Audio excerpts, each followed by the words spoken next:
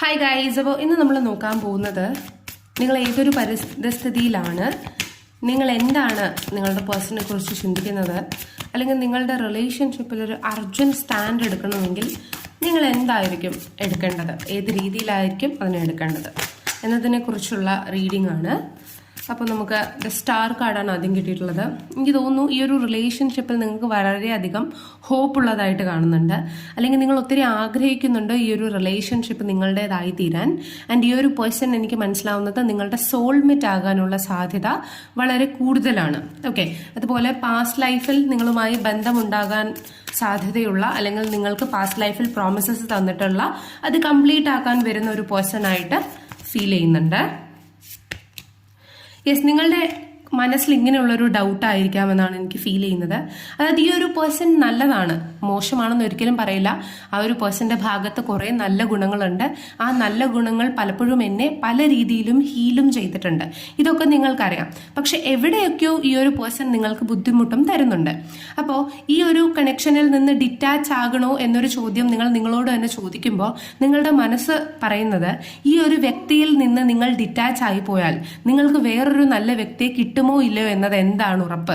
അപ്പോൾ നിങ്ങളും ചിന്തിക്കും, ശരിയാ, ഇയാളെ ഞാൻ കളഞ്ഞിട്ട് പോലെ എനിക്കിനി അടുത്ത നല്ലൊരു ഡിസേർവിംഗ് പാർട്ട്ണറിനെ കിട്ടുമോ ഇല്ലയോ എന്നൊരു ചോദ്യം നിങ്ങളുടെ മനസ്സിൽ വരാം. പക്ഷേ മനസ്സിലാക്കുക, വ്യക്തി എത്ര നല്ലതാണെങ്കിലും നമുക്ക് ആ വ്യക്തി ടോക്സിക് ആണെങ്കിൽ അതിനെ നമ്മൾ നമ്മുടെ ജീവിതത്തിൽ നിന്ന് മാറ്റുന്നതായിരിക്കും നല്ലത്.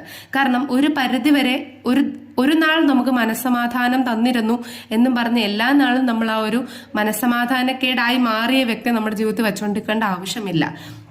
ഒരു വ്യക്തി നമ്മുടെ ലൈഫിൽ പോസിറ്റീവായിട്ട് വന്നിട്ട് പിന്നെ ആ വ്യക്തി, എല്ലാവരുടെ കാര്യമില്ല, പിന്നെ ആ വ്യക്തി ടോക്സിക് ആയി മാറുന്നുണ്ടെങ്കിൽ ഏകദേശം ആ ഒരു വ്യക്തിയുടെ ദൗത്യം, അല്ലെങ്കിൽ ആ ഒരു വ്യക്തിയുടെ പ്രോമിസ് നമ്മുടെ ജീവിതത്തിൽ നിന്ന് കഴിഞ്ഞു, ആ ഒരു വ്യക്തിയുടെ കടമ കഴിഞ്ഞു, ഇനി ആ വ്യക്തി ഡിറ്റാച്ച് ആവുകയാണ് എന്നതാണ് അർത്ഥം.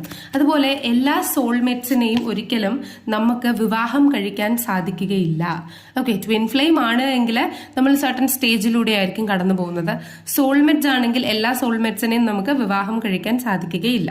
ഓക്കെ, അപ്പൊ ഇങ്ങനത്തെ ക്വസ്റ്റ്യൻസ് നിങ്ങളുടെ മനസ്സിൽ വരുന്നുണ്ടെങ്കിൽ ഗൈസ്, യൂണിവേഴ്സ് പറയുന്നത് നിങ്ങൾ ആരെയാണോ മീറ്റ് ചെയ്യുന്നത്, അല്ലെങ്കിൽ ആരെയാണോ നിങ്ങൾ സ്നേഹിക്കുന്നത്, അവർ തീർച്ചയായിട്ടും നിങ്ങളുടെ സോൾമേറ്റ് ആണ്, നിങ്ങൾക്ക് പാസ്റ്റ് ലൈഫ് കണക്ഷൻ ഉണ്ട്. പക്ഷേ ചുരുക്കം ചിലർക്ക് മാത്രമാണ് അത് ഒരു ലോങ് ടേം റിലേഷൻഷിപ്പിലേക്ക് കൊണ്ടുപോകാൻ സാധിക്കുക.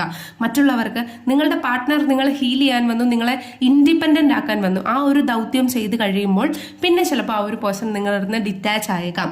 അപ്പൊ അങ്ങനെയുള്ള കണക്ഷൻ നിങ്ങൾക്ക് തോന്നുന്നുണ്ടെങ്കിൽ അത് ഡിറ്റാച്ച് ആക്കി നിങ്ങൾ പുതിയൊരു കണക്ഷനിലേക്ക് നീങ്ങുകയോ അല്ലെങ്കിൽ നിങ്ങളുടെ ലൈഫ് സ്റ്റേബിൾ ആക്കുകയോ ചെയ്യുക. ബിക്കോസ് ചില ആൾക്കാർ, ചില സോൾമേറ്റ്സ് നമ്മുടെ ലൈഫിൽ വരുന്നത് നമുക്ക് ട്രാൻസ്ഫോർമേഷൻ നൽകാനാണ്.